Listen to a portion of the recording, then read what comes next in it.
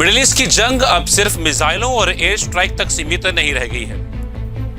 अब इस युद्ध के बीच एक ऐसा दावा सामने आया है जिसने दुनिया की बड़ी ताकतों के बीच अविश्वास को और गहरा कर दिया है। सवाल सिर्फ ईरान का नहीं, सवाल चीन का भी है और सवाल पाकिस्तान की भूमिका का भी है। क्या पाकिस्तान एक बार फिर पर्दे के पीछे किसी बड़े खेल का हिस्सा बन रहा है?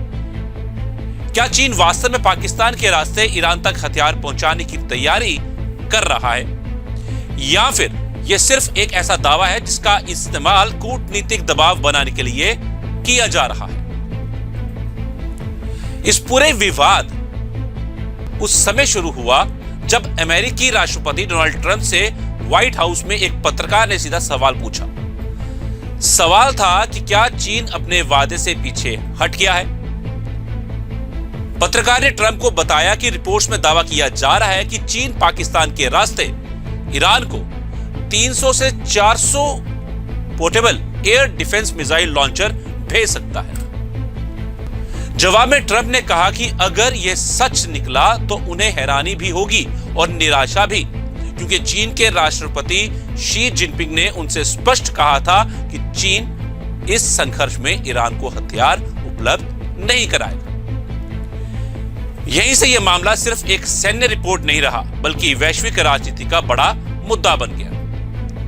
क्योंकि अगर यह दावा सही साबित होता है तो इसका मतलब होगा कि चीन सार्वजनिक तौर पर कुछ और कह रहा है और पर्दे के पीछे कुछ और कर रहा है।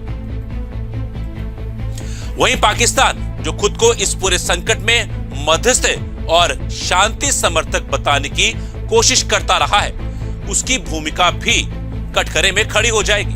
रिपोर्ट्स के मुताबिक ईरान और चीन में बने QW-1 और FN-6 जैसे shoulder fire air defence system भेजे जाने की बात कही गई है। दावा यह भी है कि इनकी पहली खेप चीन के उर्मकी शहर में पाकिस्तान के रास्ते ईरान पहुंच सकती है। हालांकि यह स्पष्ट नहीं है कि यह सप्लाई हवाई मार्ग से होगी, समुद्री रास्ते से या फिर सड़क मार्ग के जरिए।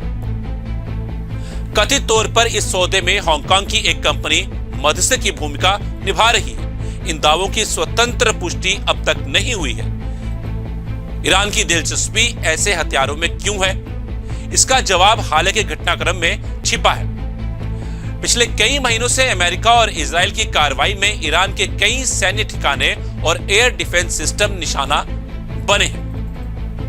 ऐसे में ईरान अपनी कम दूरी की हवाई सुरक्षा क्षमता को तेजी से मजबूत करना चाहता है, ताकि भविष्य में ड्रोन, हेलीकॉप्टर और कम ऊंचाई उड़ने वाले लड़ाकू विमानों के खिलाफ बेहतर सुरक्षा तैयार की जा सके।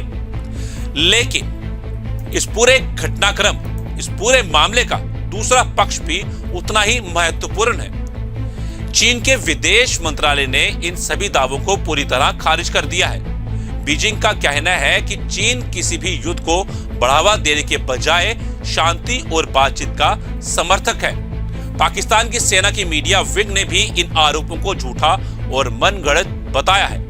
यानी फिलहाल एक तरफ रिपोर्ट्स हैं और दूसरी तरफ दोनों देशों का साफ इनकार। ऐसे में सबसे जरूरी बात यह है कि इन दावों की अभी तक कोई आधिकारिक और स्वतंत्र पुष्टि नहीं हुई है, इसलिए इन्हें अंतिम सत्य मानना जल्दबाजी होगी। लेकिन यह भी सच है कि केवल इस तरह की खबरों ने ही अमेरिका, चीन और पाकिस्तान के बीच अविश्वास की खाई को और चौड़ा कर दिया है। यदि भविष्य में कोई ठोस सबूत सामने आता है तो इसका असर केवल अमेरिका ईरान संबंधों तक सीमित नहीं रहेगा, बल्कि पूरे पश्चिम एशिया की रणनीतिक तस्वीर बदल सकती है।